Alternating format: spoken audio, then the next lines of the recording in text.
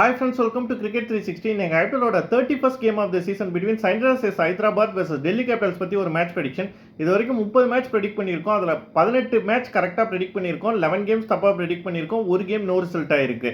நேற்று வந்து Mumbai Indian ஜெயிக்கிறதுக்கான chance அதிகமாக இருக்குது டியூ டு லா ஆஃப் ஆவரேஜஸ்ன்னு சொல்லியிருந்தோம். அதே மாதிரி மும்பை இந்தியன் ஜெயிச்சிருக்காங்க. ஸோ இன்னைக்கு மேட்ச் ப்ரெடிக்ஷன் பற்றி பார்ப்போம். இந்த மேட்ச் எங்கே நடக்குதுன்னு பார்த்தீங்கன்னா ஹைதராபாத்தில் நடக்குது. ஜென்ரலி இப்போ ரீசெண்டாக ஹைதராபாத் வந்து அவங்க பேட்டிங்க்கு சாதகமாக தான் நிறைய விக்கெட்ஸ் ப்ரொடியூஸ் பண்ணுறாங்க. லாஸ்ட் கேமும் வந்து பேட்டிங் சாதகமாக இருந்தாலும் கொஞ்சம் ஸ்லோவர் சைடில் இருந்தது. ஓகே, இது ஒரு டிப்பிக்கல் ஓல்டு ஹைதராபாத் பிச் மாதிரி இருக்குன்னு சொல்லி ஒரு ஃபீல் கிடச்சிது. பட் இன்றைக்கி அதே மாதிரி பிச் யூஸ் பண்ணுவாங்கன்னு எனக்கு தோணல. பிகாஸ் டெல்லியோட பவுலிங் கொஞ்சம் ஸ்ட்ராங்காக இருக்கிறதுனால ரொம்ப ஃப்ளாட் சர்ஃபேஸ் தான் யூஸ் பண்ணுவாங்கன்னு எனக்கு தோணுது.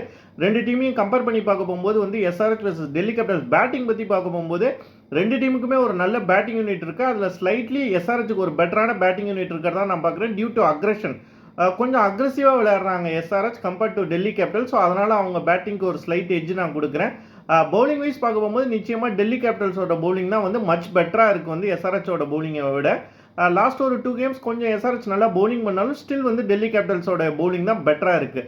ஃபார்ம் வைஸ் பார்க்க போகும்போது இது வரைக்கும் ரெண்டு டீமே 3 வின்னு எடுத்திருக்காங்க. பட் எஸ்ஆர்எச் 6 மேட்ச் ஆடி இருக்காங்க, டெல்லி கேபிட்டல்ஸ் 5 மேட்ச் தான் ஆடி இருக்காங்க. ஸோ ஃபார்ம் வைஸ் வந்து டெல்லி கேபிட்டல்ஸ்க்கு ஒரு ஸ்லைட் எட்ஜ் இருக்கிறதா நான் பார்க்குறேன். என்னதான் வந்து ஃப்ளாட் சர்ஃபேஸில் கொடுத்து எஸ்ஆர்எச்சுக்கு ஒரு பெட்டரான பேட்டிங் யூனிட் இருந்தாலும் ஒரு மோஸ்ட் பேலன்ஸ் சைடாக ரெண்டு டீமையும் கம்பேர் பண்ண போகும்போது டெல்லி கேபிட்டல்ஸுக்கு தான் ஒரு பேலன்ஸ் சைடு இருக்கிறதா நான் பார்க்குறேன். So I predict Delhi Capitals win.